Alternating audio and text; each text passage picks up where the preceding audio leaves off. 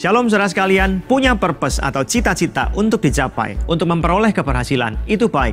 Tetapi, jangan biarkan cita-cita mulia atau visi yang besar hanya tinggal sebagai angan-angan saja.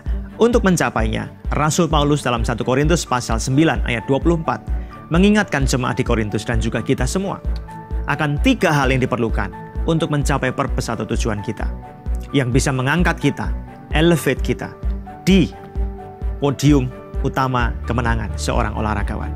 3 hal itu adalah fokus, preparation atau persiapan, dan determination atau ketetapan hati. 4 bulan ke depan kita akan belajar tentang fokus, memusatkan seluruh sumber daya, perasaan, waktu yang kita miliki untuk melakukan hal-hal yang berkontribusi dalam pencapaian cita-cita atau tujuan kita. Dan jika kita belajar bersama-sama untuk fokus, Tuhan Roh Kudus akan membimbing kita.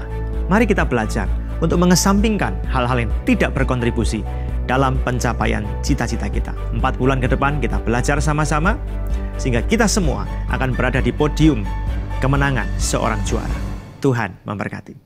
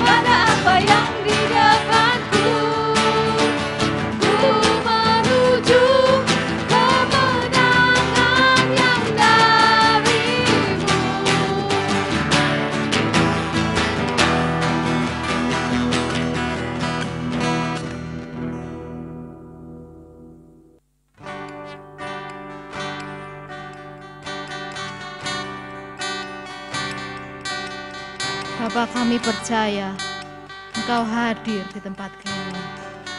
Engkau akan memulihkan setiap hati. Kami datang padamu Tuhan.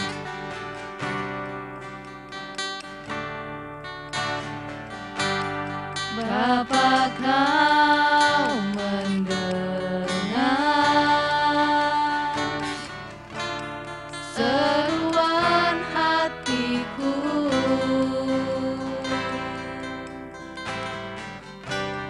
Tak pernah Kau lepaskan dari kasih-Mu.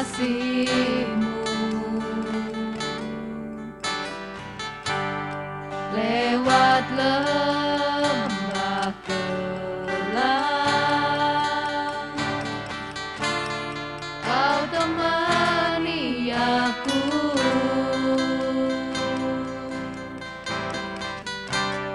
Roh-Mu bekerja selalu untuk kebaikanku.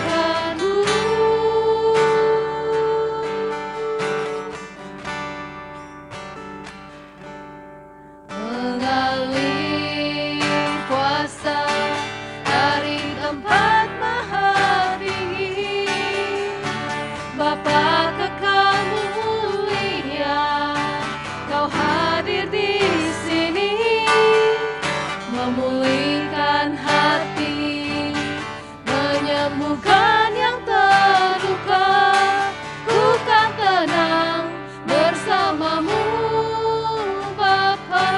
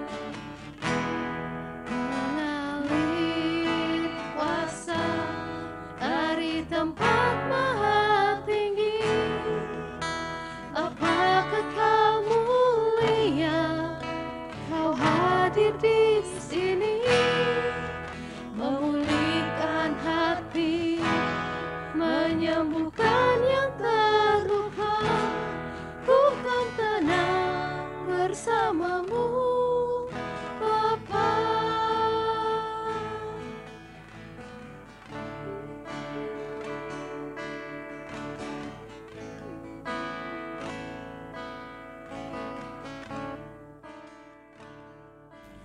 Shalom saudara-saudari sekalian, Bapak Ibu semuanya. Hari ini kita akan bersama-sama merenungkan firman Tuhan dengan tema sela.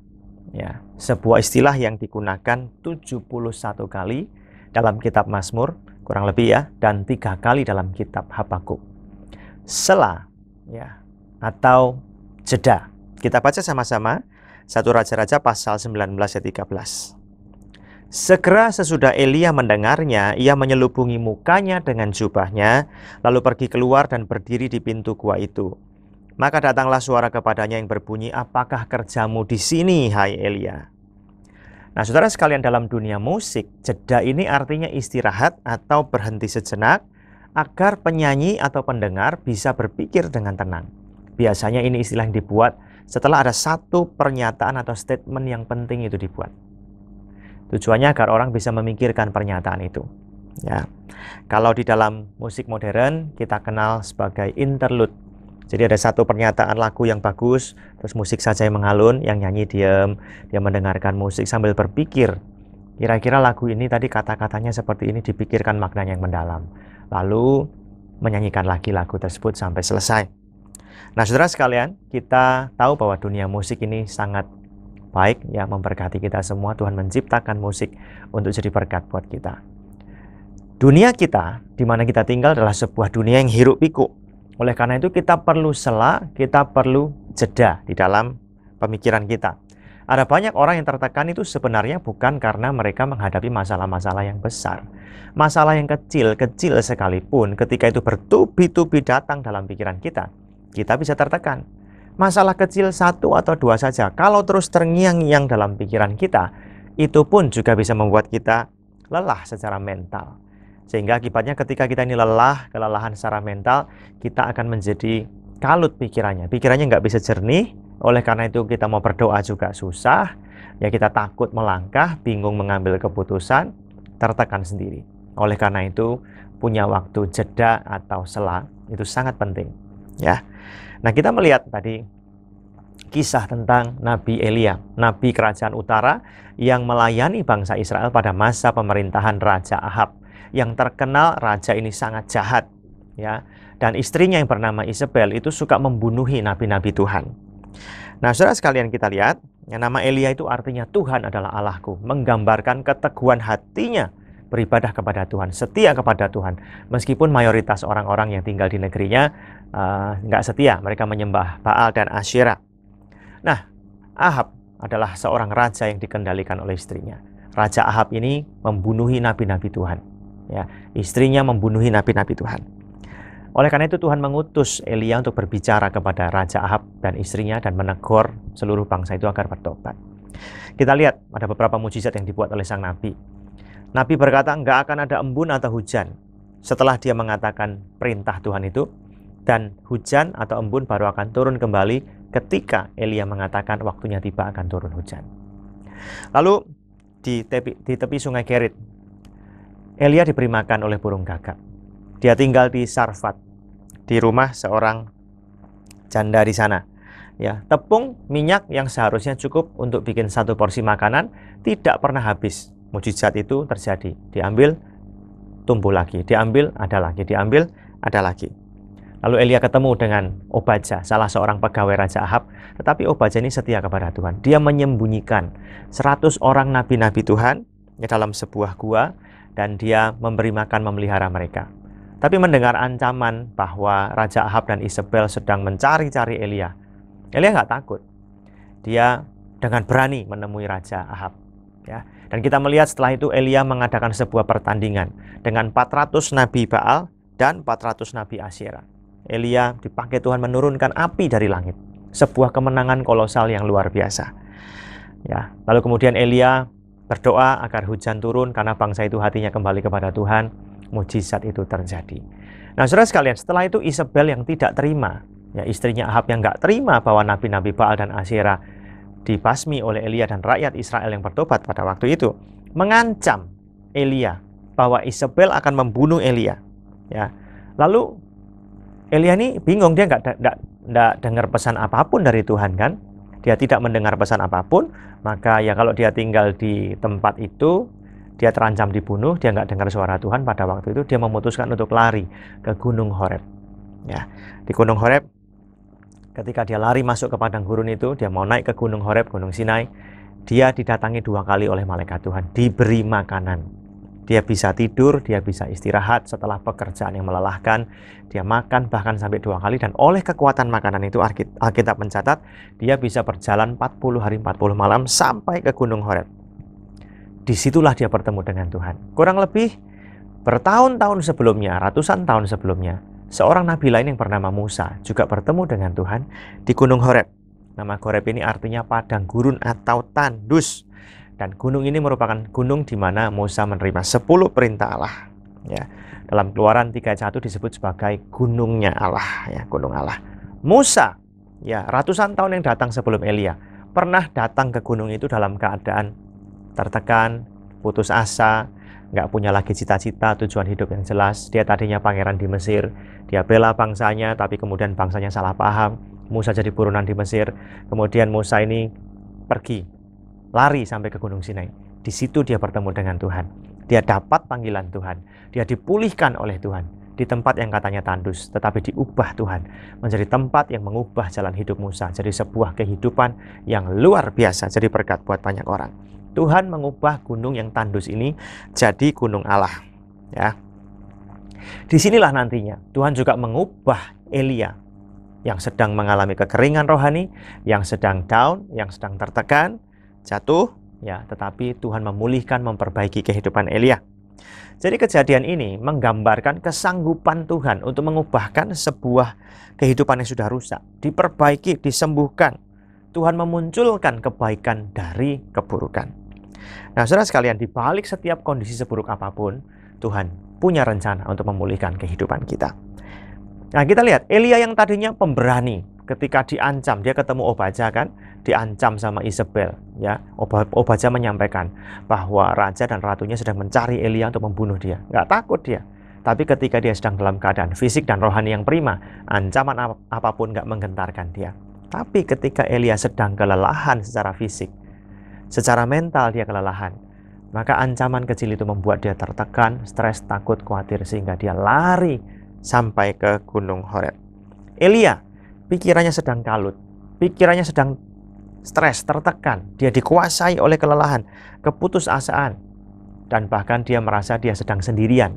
Padahal faktanya ada 100 orang nabi yang disembunyikan Obadja, masih ada 7.000 orang yang lain, ya, yang dilindungi oleh Tuhan dengan cara yang ajaib.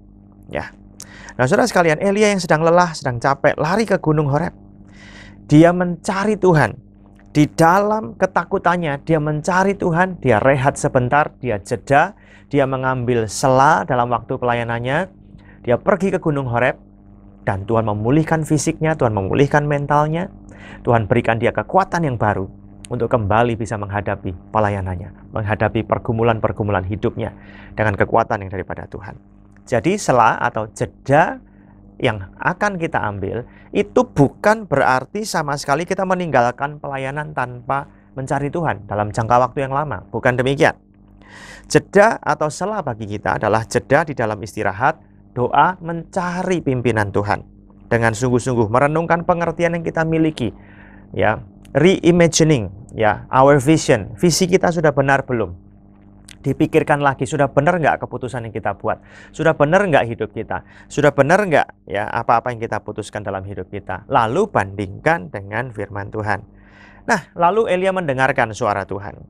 Ayat 11 dikatakan, lalu firman-Nya keluarlah dan berdiri di atas gunung itu di hadapan Tuhan. Maka Tuhan lalu, angin besar dan kuat yang membelah gunung-gunung dan memecahkan bukit-bukit batu mendahului Tuhan. Tetapi tidak ada Tuhan dalam angin itu. Dan sesudah angin itu datanglah gempa, tetapi tidak ada Tuhan dalam gempa itu. Dan sesudah gempa itu datanglah api, tetapi tidak ada Tuhan dalam api itu. Dan sesudah api itu datanglah bunyi angin sepoi-sepoi basah. Saudara, di dalam ketenangan itulah, ketika angin sepoi-sepoi basah itu dia dengar, dia menyelubungi mukanya, dia datang ke mulut gua itu, dan dia mendengar Tuhan berbicara di sana. Ya, Saudara sekalian, jangan selalu biarkan pikiran kita penuh dengan hiruk pikuk, ketakutan, kekhawatiran, kecemasan, apa yang dikatakan orang tentang kita, serangan-serangan verbal yang ditujukan kepada kita. Kalau pikiran kita penuh dengan hal seperti itu, kita bisa tertekan dan kita butuh selah, kita butuh jeda. Kegunaannya apa? Selah dalam kehidupan kita. Yang pertama, itu kesempatan Tuhan memulihkan hidup kita. Elia mengambil jeda selah dalam pelayanannya untuk dia bisa dipulihkan. Ya, itu kesempatan bagi Tuhan memulihkan dia. Secara fisik dia kelelahan, Tuhan kasih dia makanan sampai 2 kali, dan oleh kekuatan makanan itu dia bisa jalan loh 40 hari 40 malam. Luar biasa. Tuhan kita menghibur, Tuhan kita menguatkan kita, Tuhan mau memulihkan hidup kita. Jadi kita juga perlu ingat, sehebat apapun Elia, dia punya fisik sebagai manusia biasa. Dia perlu waktu istirahat, makanan yang baik. Ya, orang juga perlu hiburan, orang perlu dipulihkan, rohani kita perlu disegarkan. Jadi, waktu jeda, waktu selah yang kita perlukan bisa dipakai oleh Tuhan untuk memulihkan hidup kita. Ya. Nah, jadi jeda itu bukan berarti kita nggak mencari Tuhan, bukan berarti kita meninggalkan total pelayanan, tidak. Tapi kita rehat sejenak, mencari Tuhan, berdoa, memikirkan kembali keputusan-keputusan yang kita buat, memikirkan kembali visi yang kita tetapkan, memikirkan kembali ya akibat dari semua keputusan yang kita buat. Lalu ya kita setelah merenung itu akan menghasilkan sebuah pemikiran bahwa kita sedang mengevaluasi diri kita, apa yang perlu kita lakukan ke depan. Kita punya waktu untuk berpikir dengan tenang. Ya, jadi waktu jeda selah adalah kesempatan Tuhan memulihkan hidup kita. Yang kedua, selah bisa berarti sebuah kesempatan untuk Tuhan mengajar atau merubah pengertian kita atau pemahaman kita. Coba ketika Elia ditanya oleh Tuhan, apakah kerjamu di sini, hai Elia? Aku giat melayani Tuhan, tapi yang lain sudah nggak ada. Aku seorang diri, aku kesepian, hanya seorang diri. Tuhan tanya lagi, apa kerjamu, hai Elia? Sampai 2 kali Elia menjawab apa? Aku sendirian. Nggak ada yang lain, sudah mati semua. Aku tinggal berjuang seorang diri. Orang yang sedang tertekan seringkali rentan merasa dirinya sedang sendirian. Padahal Elia kan sudah dengar ada 100 orang nabi yang disembunyikan oleh Obadja dalam gua, dipelihara. Ada 7.000 orang yang setia kepada Tuhan ditinggalkan di Israel. Elia sendiri juga melihat hasil dari pelayanannya.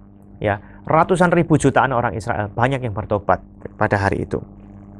Saudara, kita melihat bahwa Elia ini luar biasa. Ya, ketika dia dibimbing oleh Tuhan, akhirnya dia sadar Tuhan perlu bertanya kepada Elia sampai 2 kali. Untuk apa? Untuk membenarkan pengertiannya. Jadi ketika Elia ini punya waktu jeda dalam kehidupannya, punya waktu selah dalam pelayanannya, dalam hidupnya, dia ya dipulihkan oleh Tuhan, tetapi pengertiannya juga dirubah oleh Tuhan.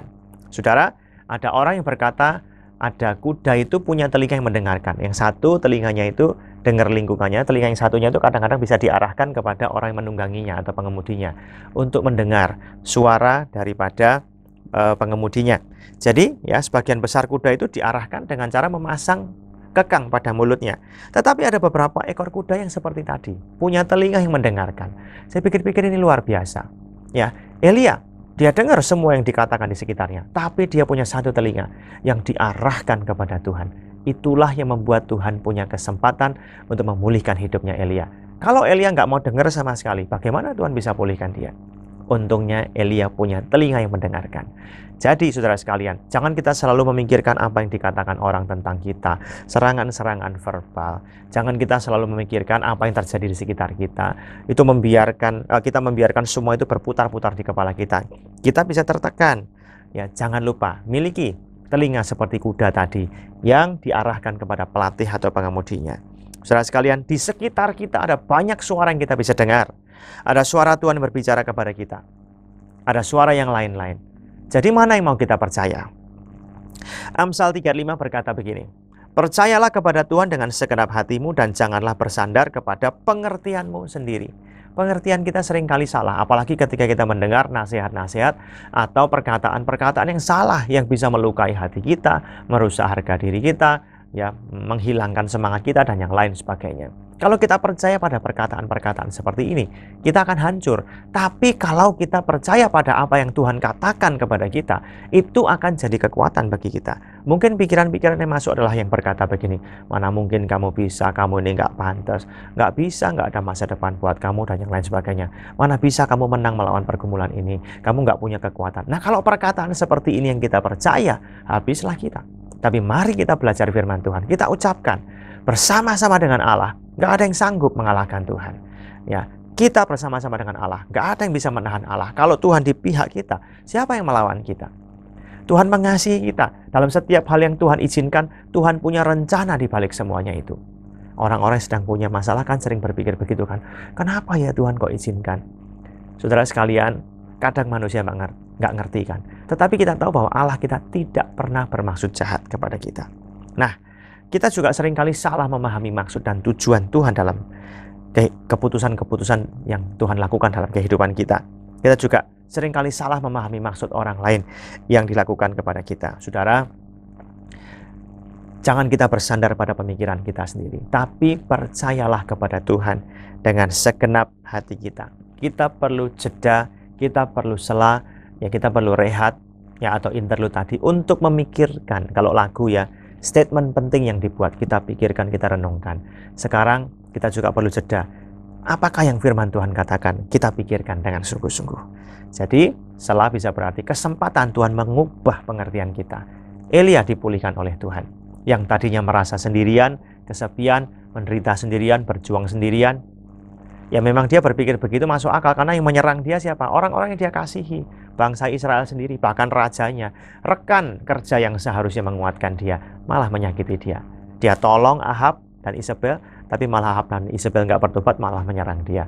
Saudara sekalian, masuk akal kalau Elia merasa sendirian. Tetapi, saudara sekalian, Tuhan mengubah pengertian Elia, bahwa ada banyak orang yang masih dipertahankan di sana, yang dilindungi oleh Tuhan, yang setia kepada Tuhan. Yang ketiga, waktu jeda atau sela merupakan sebuah waktu atau kesempatan di mana Tuhan bisa mengarahkan kita. Elia lari ke Gunung Horeb, tempat di mana dia berjumpa dengan Allah. Dia tahu bahwa dalam hadirat Tuhan, Tuhan sanggup pulihkan dia. Tuhan sanggup segarkan dia kembali. Tuhan sanggup mengubah gunung tandus jadi gunung Allah, seperti pada zaman Musa.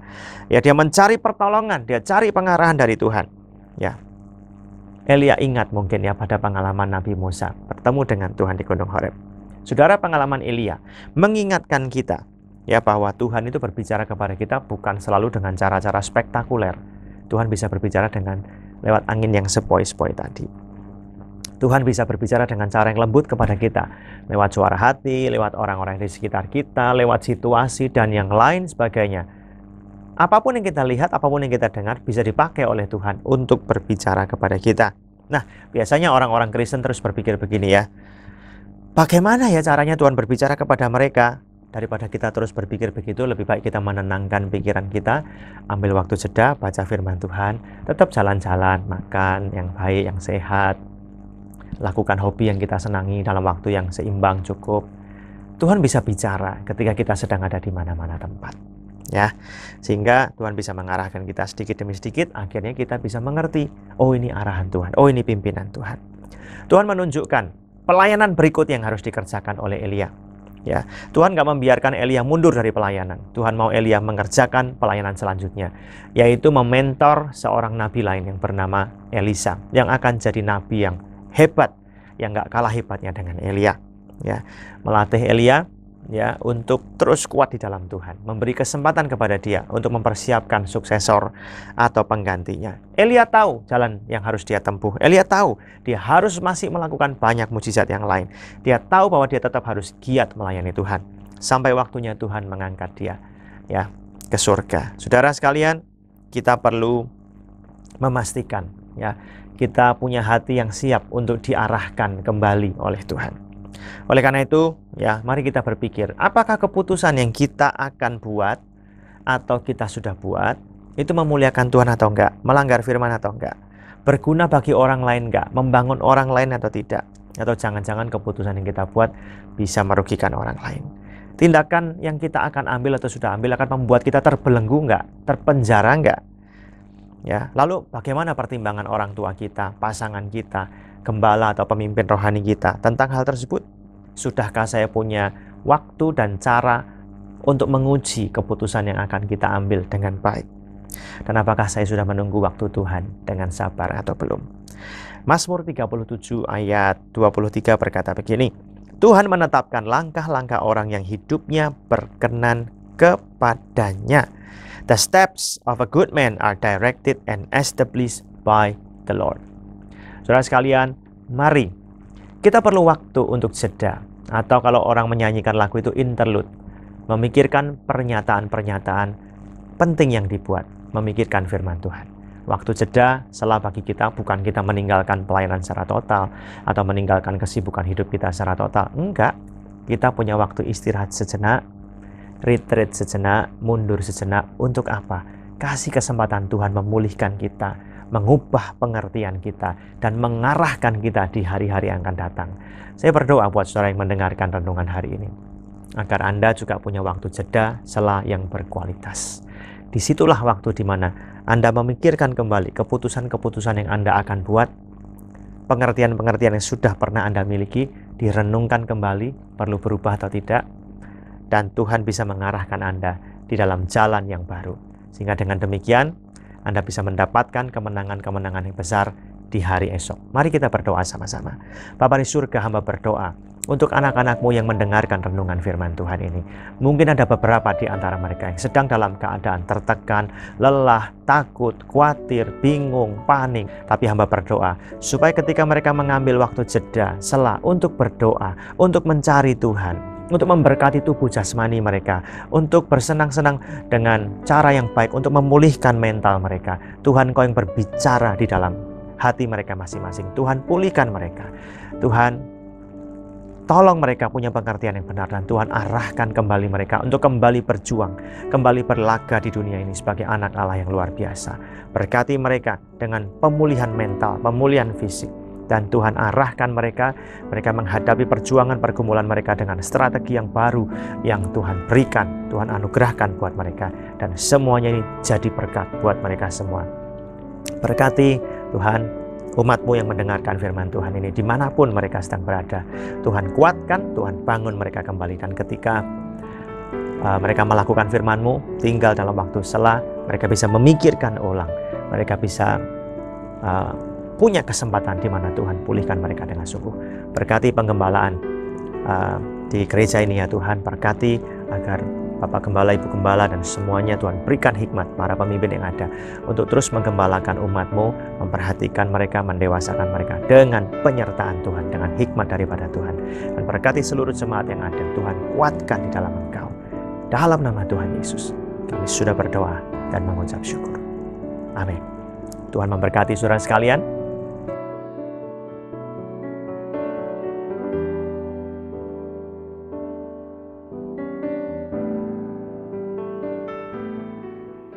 Gereja Tuhan, angkatlah kedua tanganmu tinggi. Terimalah berkat dari Allah Bapa, kasih dan cinta kasih dari Yesus Kristus, dan persekutuan yang manis dari Roh Kudus menyertai engkau hari ini sampai selama-lamanya. Haleluya, haleluya, haleluya. Amin.